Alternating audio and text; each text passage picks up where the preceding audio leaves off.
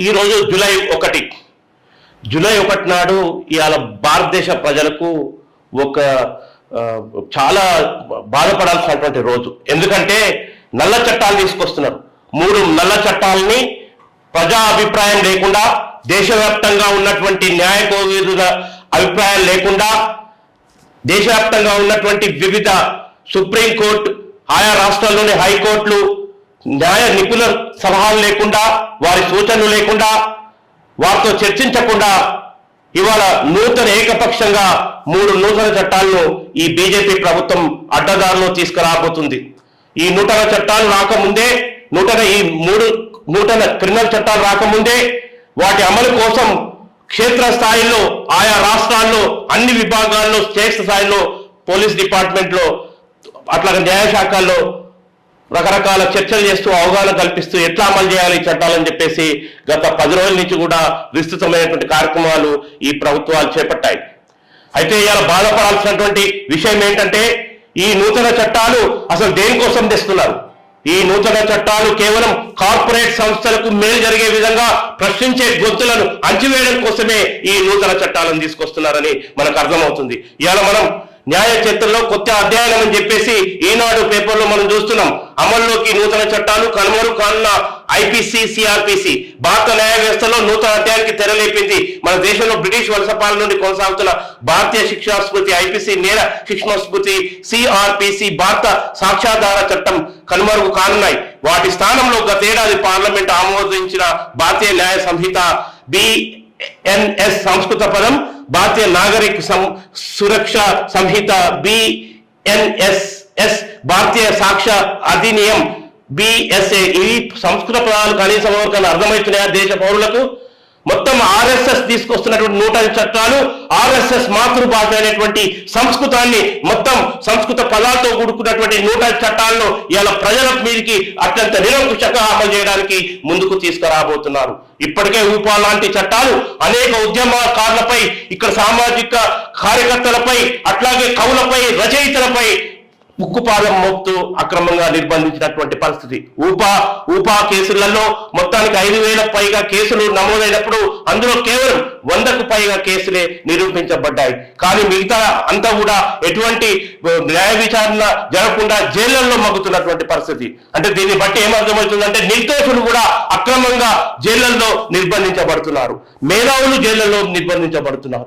ఈ రకంగా RSS తీసుకొచ్చినటువంటి ఈ నూతన చట్టాలు పార్లమెంటులో ఎటువంటి చర్చ లేకుండా ఇవాళ ప్రతిపక్షాన్ని మొత్తం కూడా పార్లమెంట్ నుంచి బయటికి పంపించి ఇవాళ ఏకపక్షంగా ఈ చట్టాలను అమల్లో తీసుకురాబోతున్నారు. ఈ చట్టాలను మన హోంశాఖ, కేంద్ర హోంశాఖ ఇవాళ దీన్ని రూపొందిస్తే ఈ చట్టాలని అక్కడ మిగతా ఎంపీలు తలూపినటువంటి పరిస్థితి. 147 మంది ప్రతిపక్ష ఎంపీలు లేని సమయంలో ఇవాళ ఈ చట్టాలను తీసుకొస్తున్నారు.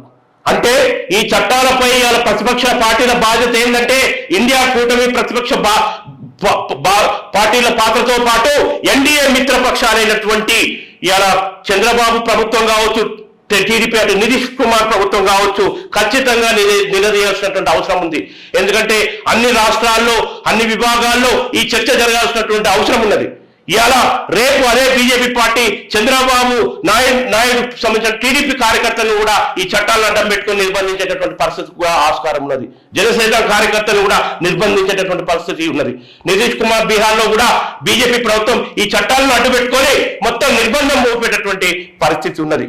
కాబట్టి నిరంకుశంగా తీసుకొస్తున్న ఈ చట్టాల్లో ఇవాళ ఆయా జిల్లాల ఎస్పీలకు మేజిస్ట్రేటర్ల అధికారాలు ఇస్తున్నారట. మేజిస్ట్రేటర్ల అధికారాలు ఇస్తే ఇంకేమన్నా ఉన్నదా? ఇప్పుడే పోలీస్ వ్యవస్థలో చాలా మట్టుకి అవినీతితో కూరుకుపోయి ఎన్నో పోలీసు డిపార్ట్మెంట్ లో రకరకాల దుర్వినియోగం గురవుతుందని మనం సాక్షాత్ చూస్తున్నాం. ఇలా ఫోన్ ట్యాపింగ్ వ్యవహారంలో ఒక ఇంటెలిజెన్స్ చీఫ్ తో పాటు, IPS ర్యాంక్ చీఫ్ తో పాటు మిగతా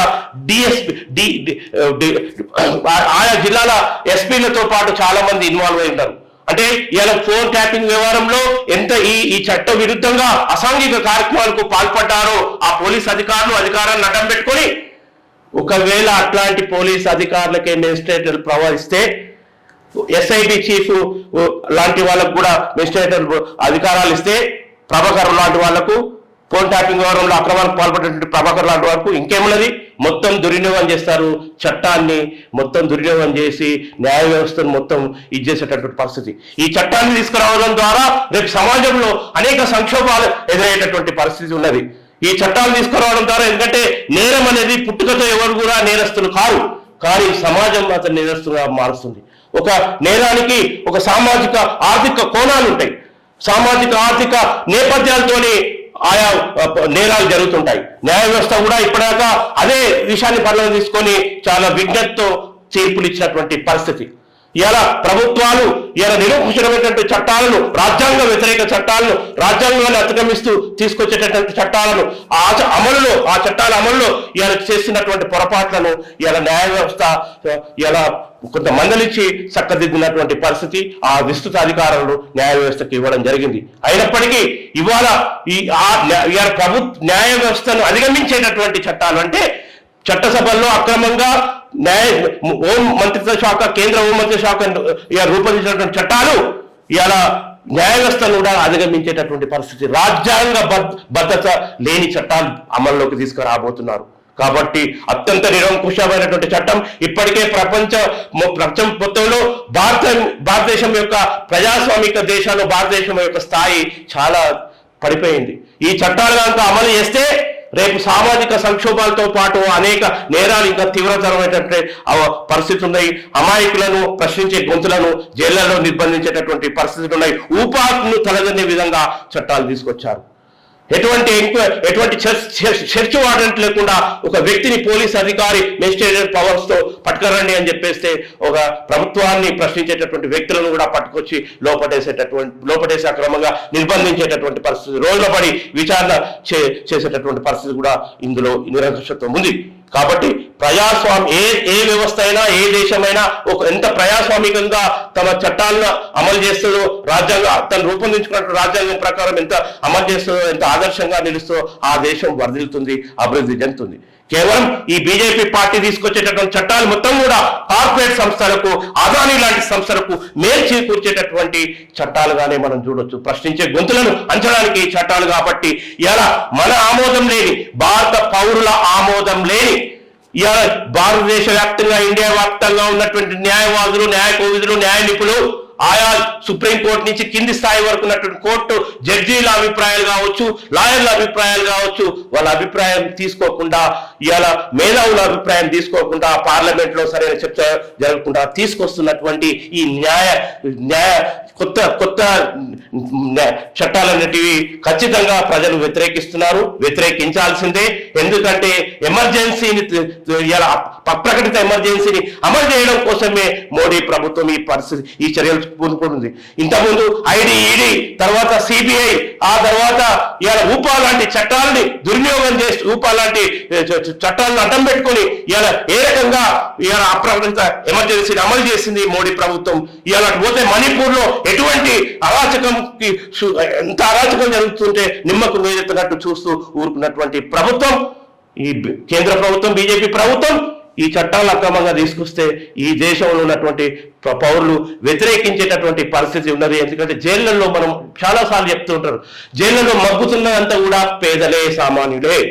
వాళ్ళ దగ్గర ఆర్థిక స్తోమత లేక జైళ్లలో మగ్గుతున్నారు. ఇలా ధనవంతుడు ఎవరైనా జైళ్లలో మగ్గుతున్నారా? బెయిల్ వచ్చినప్పటికీ బయటికి రాలేని, ఆర్థిక స్తోమత లేని, లాయర్లు పెట్టుకొని స్తోమత లేని నిరుపేదలు ఎందరో జైళ్లలో వేలాది మంది మగ్గుతున్నారు.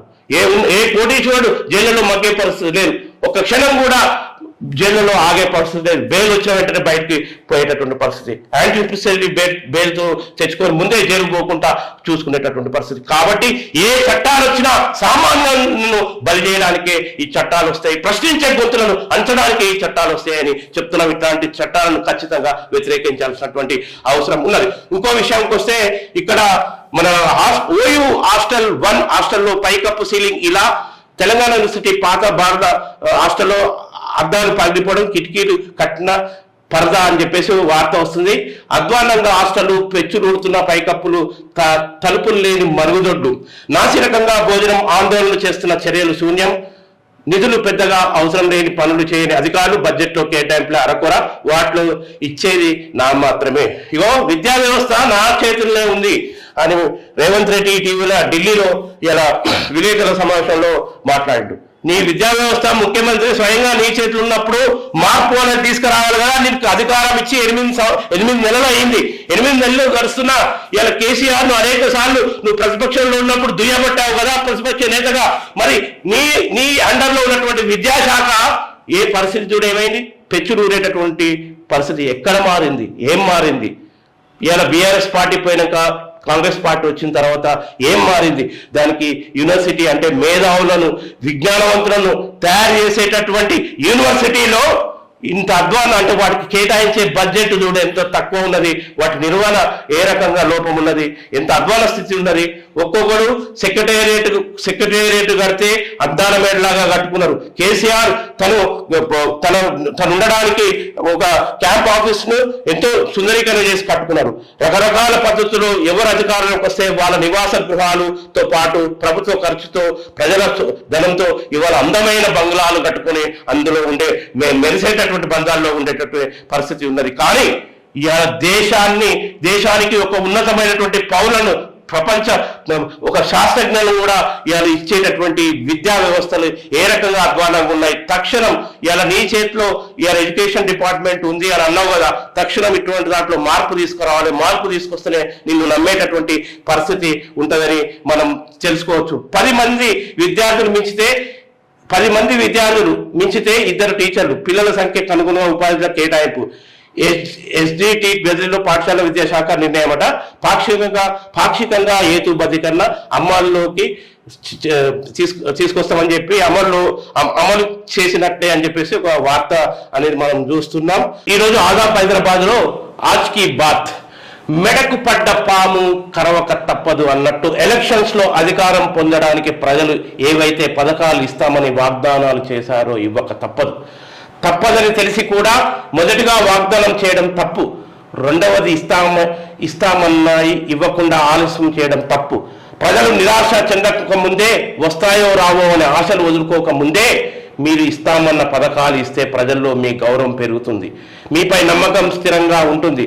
కాదు మళ్ళా ఎలక్షన్స్ వచ్చే వరకు కాలయాపన చేద్దామని అనుకుంటే ప్రజలు విజ్ఞులు, మీకన్నా తెలివైన వారు, మీకు చెప్పనవసరం లేదు. ప్రజలు ఏం చేస్తారో జాగ్రత్త పడండి. కుమ్మరి రాజన్న రాసిండు.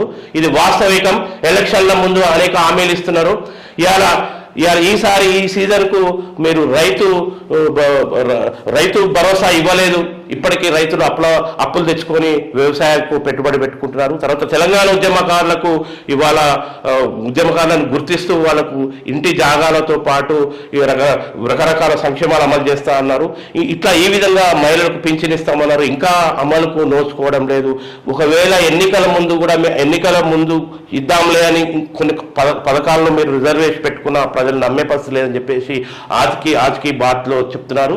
ప్రజలు ఎక్కడికక్కడ ఇలా ఎండగట్టేటువంటి పరిస్థితి ఉంటుంది. ఎందుకంటే సోషల్ మీడియా అనేది చాలా యాక్టివ్ అయిపోయింది. మీ చెప్పు చేతుల్లో ఉంచుకున్నటువంటి పాలక వర్గాల పత్రికలు అవి విషపుత్రికలు అని చెప్పేసి శ్రీశ్రీ ఏనాడు అన్నాడు. కానీ శ్రీశ్రీ అన్న సూక్తికి ఇవాళ ఒక విప్లవాత్మక మార్పు వచ్చింది. ఇవాళ సామాజిక మాధ్యమం ద్వారా ప్రజలు అనేక విషయాలు తెలుసుకుంటారు. ఏ విషయం కూడా ఎవరు ఆపేటటువంటి పరిస్థితి లేదు అని తెలుసుకోవాల్సిన అవసరము ఇవాళ ఎంతైనా ఉన్నది.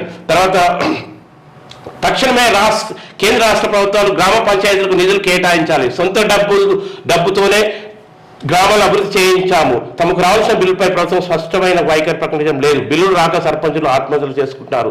గవర్నర్ని కలిసి తెలంగాణ రాష్ట్ర సర్పంచుల సంఘం జాయింట్ యాక్షన్ కమిటీ సర్పంచుల సమస్యలపై గవర్నర్కు వినతి పత్రం అందజేసినటువంటి ఒక వార్తా కథనాన్ని మనం ఇలా ఇక్కడ చూడొచ్చు. నిరుద్యోగులపై కాంగ్రెస్ పార్టీది కపట ప్రేమ. మోతీలాల్ 7 రోజులుగా ఆమరణ దీక్ష చేస్తున్న ప్రభుత్వానికి చీమ కుట్టినట్లు కూడా లేదు. ఆమరణ దీక్ష చేస్తున్న మోతీలాల్ని పరామర్శించిన మాజీ మంత్రి హరీష్ రావు. ఇక మీరు ఉన్నప్పుడు చాలా ఘనకార్యం వహించారు, కానీ అసలు మీకు మాట్లాడేటటువంటి అర్హత కూడా లేదు హరీష్ రావు. మీరు అనవసరంగా ఈ కేటీఆర్ ఈ మధ్య ఈ నిరుద్యోగుల సభలలో పాల్గొనే వరకు అది వేరే తీరుగా సింబల్ పోతుంది. ఇలా వీరంతా టీఆర్ఎస్ పార్టీ నడిపిస్తుంది, కుట్రతోని ప్రతిపక్షం నడిపిస్తుంది అనేటువంటి సింబల్ ప్రజల్లోకి వెళ్ళిపోతుంది. మీరు ఎంత దూరం ఉండి నిరుద్యోగులు వాళ్ళ కొట్లాట వాళ్ళు కొట్లాడుకుంటారు.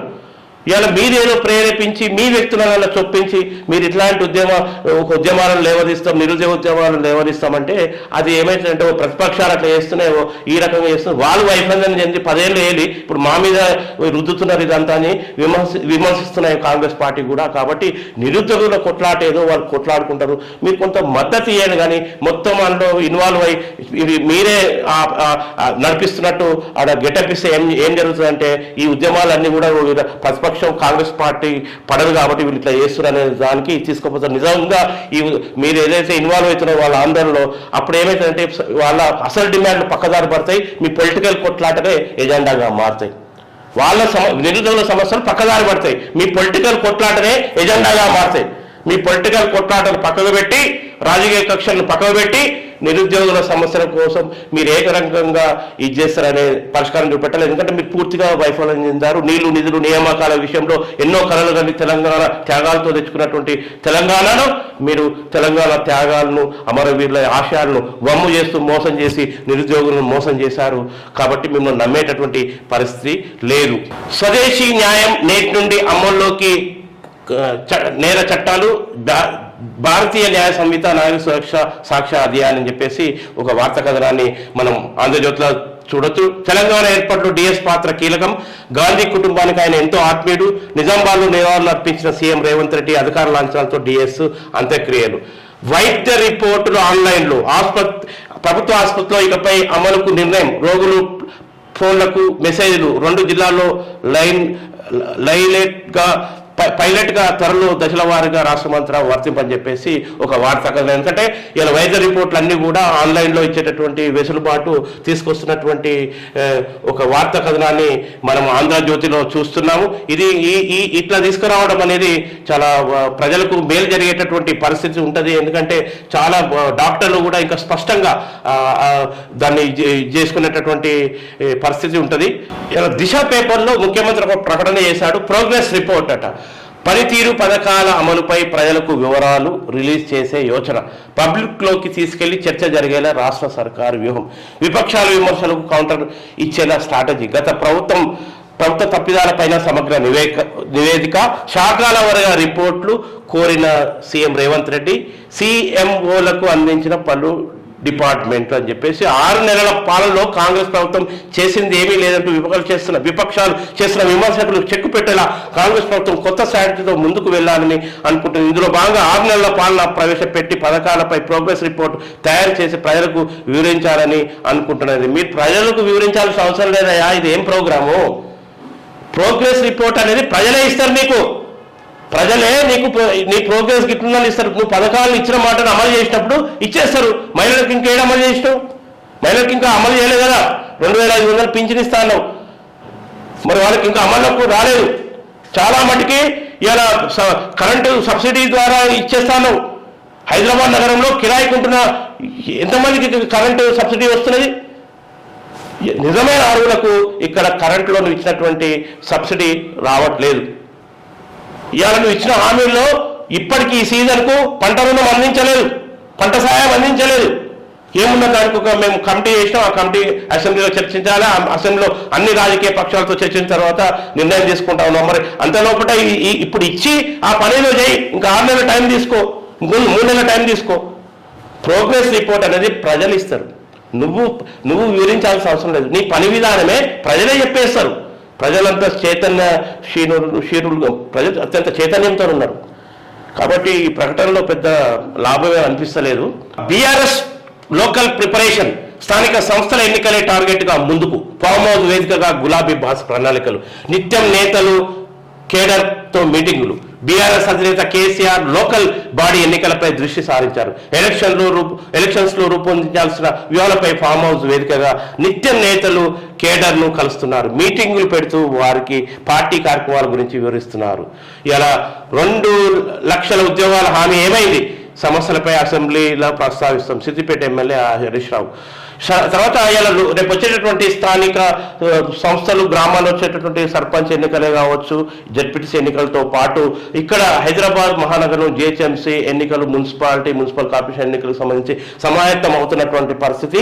ఇవాళ కేసీఆర్ ఒకటి గుర్తుపెట్టుకోవాలి, నీ బంధువర్గాన్ని నువ్వు ఎంత దూరం పెట్టి ఇలా ప్రజలకు తెలంగాణ ఉద్యమకారులకు పార్టీని అప్పచెప్తేనే నువ్వు సక్సెస్ కాగలుగుతావు, లేకపోతే సక్సెస్ అయ్యేటటువంటి పరిస్థితి లేదు. ఎందుకంటే తెలంగాణ ఉద్యమకారులకు నాయకత్వాన్ని చేటబెట్టి నువ్వు అప్పచెప్పినప్పుడే ఇవాళ నీ పార్టీ మనుగడ చెందుతుంది. ఎందుకంటే నీ పార్టీ ఇవాళ మొత్తం కనుమరుగయ్యేటటువంటి పరిస్థితి ఉంది.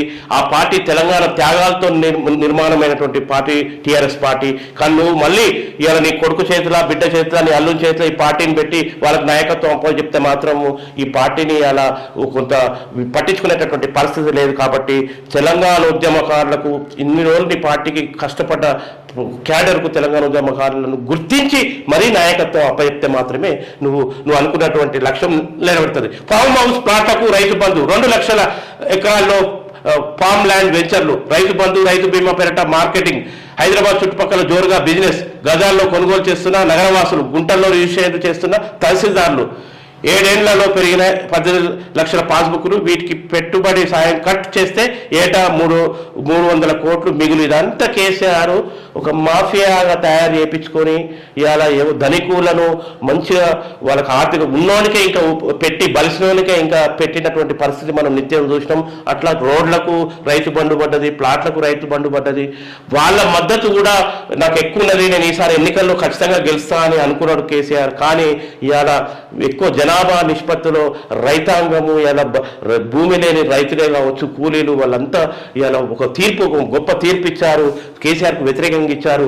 ఇప్పటికైనా ఈ విషయాల పట్ల కంపల్సరీ ప్రభుత్వం చర్యలు తీసుకోవాలి. మంచి చర్యలు తీసుకుంటుంది కాంగ్రెస్ ప్రభుత్వం, ఎక్కడికక్కడ గుర్తిస్తున్నది. ఏటా 300 కోట్లు మిగులు ప్రజాధనం మిగిలించబోతుంది. ఈ విషయం పట్ల ప్రభుత్వాన్ని అభినందిస్తాం. ట్రాప్ చేసి కూతడానికి పాల్పడి నేర్మెట్ బాలిక గ్యాంగ్ రేప్ కేసులో పురోగతి, 10 మంది నిందితుల అరెస్టు, గంజాయి మత్తులో అగుత్యం, నిందితులకు ఇతర నేరాలతోనూ సంబంధం. ఎక్కడ పోయినా అంత నేరమయమే ఉన్నది పరిస్థితి. రాత్రి అయిందంటే చాలు, 7 అయిందంటే చాలు గంజాయి బ్యాచ్లు నిత్యం మనకు కనిపిస్తూనే ఉన్నాయి. ఈ నేరాలను అరికట్టాల్సిన బాధ్యత ఈ పోలీస్ డిపార్ట్మెంట్ మీద ఉన్నది, ప్రభుత్వాల మీద ఉన్నది. ఇటువంటి అభివృద్ధాలు జరగకుండా చూసుకోవాల్సినటువంటి పరిస్థితి అందరిపై ఉన్నది. విస్తారంగా వర్షాలు, 715 ప్రాంతాల్లో వర్షపాతం నమోదు, వచ్చే వారం రోజులు వానలే. ఎల్లో హెచ్చరికలు జారీ చేసిన వాతావరణ శాఖ. రిజర్వాయర్లోకి ఇంకా చేరని నీరు. హైదరాబాద్కు తాగునీటిని అందించే రిజర్వాయర్లో కూడా పూర్తి స్థాయిలో సామర్థ్యంతో నీరు లేదు అని చెప్పేసి ఒక వార్తా కథనం మనకు వస్తుంది. విస్తారంగా ఈ వారం రోజులు వర్షాలు ఉంటాయని చెప్పేసి ఒక కథనం మనం ఇలా నవ తెలంగాణలో చూస్తున్నాం. తర్వాత ఇంకోటి, విద్యుత్ రంగ ప్రైవేటీకరణకు కాంగ్రెస్ కుట్ర అని చెప్పేసి ఇలా మాజీ మంత్రి జగదీష్ రెడ్డి ఆరోపిస్తున్నారు. గల్లీ గల్లే, ఢిల్లీ ఢిల్లే. ఇవాళ కేంద్రంతో ఇచ్చిపుచ్చుకునే ధోరణిలో కాంగ్రెస్ ప్రభుత్వం. ఎన్నికల వరకే రాజకీయం, తర్వాత రాష్ట్ర ప్రయోజనాలే లక్ష్యం. గత బీఆర్ఎస్ సర్కార్కు భిన్నంగా ముందుకు రాష్ట్రాల పనుల కోసం కేంద్రాన్ని కలుస్తున్న సీఎం మంత్రులు, ప్రధానమంత్రి, కేంద్ర మంత్రులకు వినతులు. మొన్న రోడ్లు, నిన్న రక్షణ భూముల కోసం రిక్వెస్ట్లు. కంటైన్మెంట్ ఇష్యూకు పరిష్కారం, తాజాగా స్మార్ట్ సిటీ గడువు పొడిగింపు. వాస్తవంగా కంటైన్మెంట్ ఇష్యూని పరిష్కారం చేసి ఇవాళ రాష్ట్ర ప్రభుత్వం యొక్క కృషిని కూడా అభినందించాల్సినటువంటి అవసరం ఎంతైనా ఉంది. కొన్ని ఏళ్ల నుంచి కూడా ఇవాళ కంటైన్మెంట్ సమస్య అట్లే ఉంది. ఇవాళ కేంద్రం దాన్ని ఒప్పుకొని వెంటనే ఇది చేయడం అనేది చాలా హర్షించదగ్గ విషయమే మనం పేర్కొచ్చు. ఫలిస్తున్న ప్రయత్నాలు. రాష్ట్రం ప్రభుత్వం చొరవతో కంటైన్మెంట్ వాసులు చిరకాల కోరికను కేంద్ర ప్రభుత్వం నెరవేర్చింది. జీహెచ్ఎంసీలో కంటైన్మెంట్ ఏరియా విలీనానికి ఆమోదం తెలుపుతూ 2 రోజుల కిందటే ఉత్తర్వులు జారీ చేసింది. ఈ ఏడాది మార్చి 5న రాష్ట్ర పర్యటనకు వచ్చిన ప్రధానమంత్రి మోదీకి కంటైన్మెంట్ విలీన ప్రక్రియపై సీఎం రేవంత్ రెడ్డి వినతి పత్రం ఇచ్చారు. ఇలా భిన్నమైనటువంటి ఒక పని విధానం చూడొచ్చు. ఇలా ఒక బీజేపీ పార్టీ ప్రభుత్వం దగ్గరికి పోయి అలా మంత్రులు చర్చించడం ద్వారా కొన్ని విషయాల పట్ల వాళ్ళు కూడా సానుకూలంగా స్పందిస్తున్నటువంటి విషయాలు మనం చూడొచ్చు. ఇంకో వార్త, 10 మంది విద్యార్థుల్లో ఒక టీచర్, 10:40 మంది ఉంటే 2, 41 నుండి 60 మంది ఉంటే 3 టీచర్లు. స్టూడెంట్ టీచర్ రేషియోను తగ్గించిన ప్రభుత్వం. గత సర్కారు ఇచ్చిన జీవోలు సవరణ. గతంలో 19 వరకు ఒక్కరే టీచర్, 20 నుండి 60 మంది ఉంటే 2, 61 నుండి 90 మంది ఉంటే 3. ఈ విధానాన్ని ఖచ్చితంగా మనము ప్రైవేట్ పాఠశాలలో కూడా ప్రభుత్వం అమలు చేయాల్సినటువంటి అవసరం ఉంది. ప్రైవేట్ పాఠశాలలో అయితే మొత్తం లాభార్జన ధ్యేయంగా ఒక్కొక్క క్లాస్లో కూడా పరిమితికి మించినటువంటి సంఖ్యను పెట్టడం ద్వారా విద్యార్థులు కొంత విద్యలో డబ్బులు పెట్టగానే విద్యలో వెనుకబడేటటువంటి పరిస్థితి.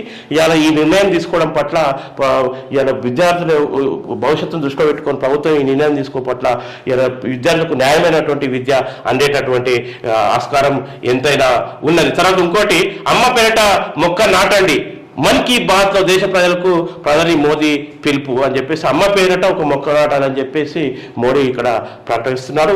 చెదురుతున్న చిరుతల గూడు, ఆహారం ఆవాసం కోసం ఊళ్ళు రోడ్ల మీదకి, కరెంట్ షాకులు, ప్రమాదాలకు మృత్యువాత, అడవులు తగ్గడమే కారణం, కొండలు గుట్టలు మైనింగ్ మాఫియాతో దెబ్బతింటున్న జంతువుల ఆవాసాలు. ఈ ఎవరైతే బాగా డబ్బు సంపాదించాలని మైనింగ్లకు పాల్పడి అక్రమాలకు పాల్పడి అడవులను విధ్వంసం చేస్తున్నారో ఆయా వ్యక్తులు వాళ్ళు చేసే ఘనకార్యంతో ప్రకృతిలో మనతో పాటు సహజంగా ఉండేటువంటి జంతువులు కూడా ఇలా ఈ రకమైనటువంటి పరిస్థితి ఏర్పడుతుంది. కామారెడ్డి జిల్లా సదాశివ్ నగర్ మండలంలో హైవేపై వాహనం ఢీకొని చనిపోయిన చిరుతపొడి అడవులను విధ్వంసం చేయడం ద్వారా ఇటువంటి పరిస్థితులు ఏర్పడుతున్నాయి. ఇలా మాయమవుతున్న గుట్టలు, మాయమవుతున్నటువంటి అడవులు, వాటితో ప్రకృతి విధ్వంసానికి రేపు మానవ మనవడుకు ఇక్కడ ఉన్నటువంటి జీవకోటికి కూడా చాలా నష్టం కలిగేటటువంటి పరిస్థితి. అందుకే ప్రకృతిని పరిరక్షిద్దాం. ఇలా అక్రమ మైనింగ్లు ఆపాలి, ప్రకృతిని పరిరక్షించాల్సిన అవసరం ఎంతైనా ఉంది.